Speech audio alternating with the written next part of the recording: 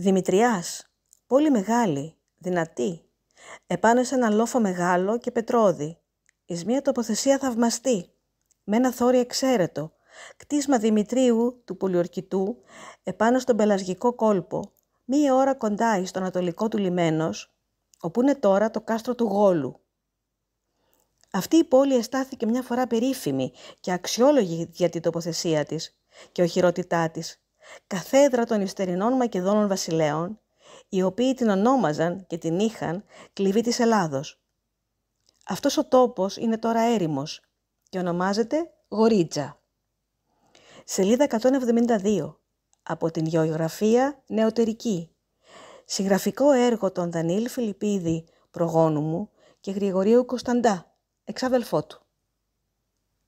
Η έκδοση τυπώθηκε στη Βιέννη το 1791. Οι δύο συγγραφείς ήταν από τους σημαντικότερους εκπροσώπους του ελληνικού διαφωτισμού.